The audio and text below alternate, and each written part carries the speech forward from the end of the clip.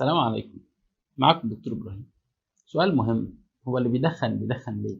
بنسمع كتير عن أضرار التدخين ومشاكله، لكن مش بنسمع خالص عن إن ليه اللي بيدخن بيكمل في التدخين برغم إنه سمع وشاف مشاكل التدخين سواء في نفسه أو في اللي حواليه، وليه الناس بتبدأ في التدخين من الأساس؟ الأسئلة دي مهمة جدا نجاوب عليها، لأن جزء من إن إحنا نحاول نقنع المدخن بالإقلاع عن التدخين هو إن إحنا نكون فاهمين هو ليه أصلا بيدخن، فنعرف بعدها نكلمه بكلام يكون موجه أكتر ليه ويكون قريب منه ومن طريقة تفكيره.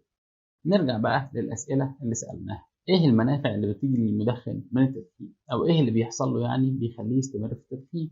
الحقيقة إن التدخين ليه بعض التأثيرات على المدخن، بعضها حقيقي لكنه مؤقت وبعضها وهم، والتأثيرات دي هي اللي بتخلي المدخن يبدأ في التدخين من الأساس أو إنه يستمر في التدخين بالرغم من وجود الأضرار والمشاكل. أول وأهم حاجة التدخين بيعملها هو الإحساس بالهدوء، والإحساس ده بيكون سريع جدا بعد بداية التدخين، وده لأن النيكوتين اللي في السجاير بيوصل للمخ بسرعة جدا في خلال 10 ثواني تقريبا، وبيعمل تغيرات في مستوى بعض النواقل العصبية في المخ، واللي بدوره بيخلي المدخن يحس بالهدوء. عشان كده ناس كتير بيبدأوا تدخين في وقت ستريس شديد، أو لو شغلهم بيخليهم في ضغط مستمر، أو لو اللايف ستايل بتاعه أو البيئة المحيطة بيه دايما بتخليه في ضغط وتوتر، وده طبعا مش مبرر. تأثير الهدوء ده بيكون مؤقت وبيختلف في المدة بتاعته وفي القوة بتاعته برضه من شخص للتاني، لكن في الغالب التأثير ده بعد ساعة تقريبا بيبدأ يروح، فالمدخن يحس إنه عايز يدخن تاني.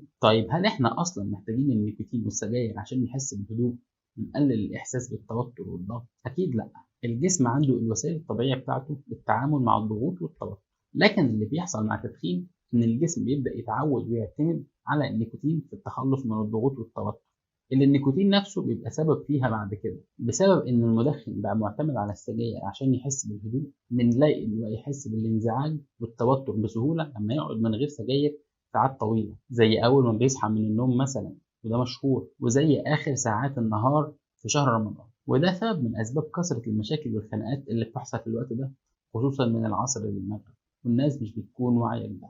تاني حاجة التدخين بيعملها هي زيادة التركيز والانتباه، وده بسبب التأثير المباشر والغير مباشر على بعض المستقبلات العصبية في الدماغ، لكن مع الوقت المستقبلات دي بتبدأ تحتاج كميات أعلى عشان تدي نفس التأثير، واللي بيسموه tolerance أو التعود. بس الحقيقة المطلقة والمثبتة علميا إن تركيز الشخص بعد الإقلاع عن التدخين بفترة بيرجع يكون أفضل حتى من تركيزه مع التدخين. ثالث حاجة التدخين بيعملها هي تقليل الشهية، وده عن طريق إنه بيقلل هرمون الجوع وبيزود نشاط السمباثيك سيستم، فالشخص يحس إن هو مش عايز ياكل، وده في فئة كبيرة من المدخنين لكن مش كلهم الحقيقة.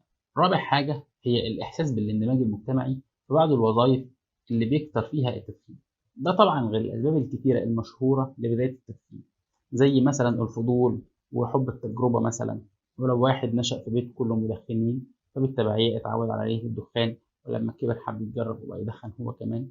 أسباب كتيرة جدا لكن مفيش حاجة منها الحقيقة تبرر.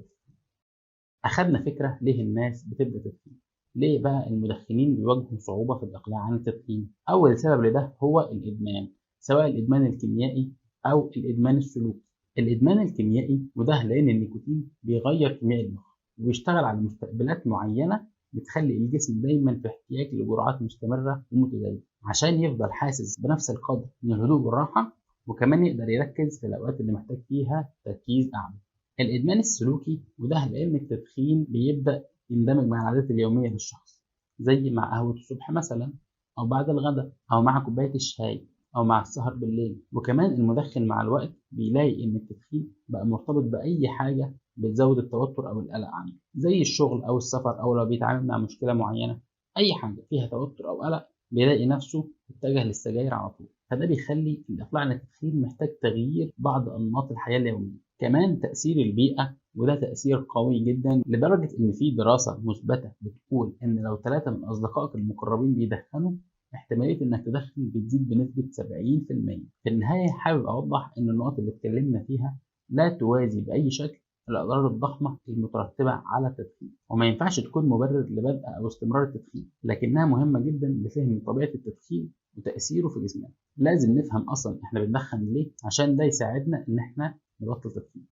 باختصار التدخين ليه بعض التأثيرات القليلة قصيرة الأمد ويمكن الاستغناء عنها، وفي المقابل أضرار كتيرة أكيدة لكنها بتحصل متأخر وعواقبها خطيرة. مهم جدا تتفرجوا على الفيديو الخاص بأضرار التدخين، وكمان الفيديو اللي بنتكلم فيه عن طرق الإقلاع عن التدخين خطوة بخطوة. وبكده نكون خلصنا موضوعنا النهاردة.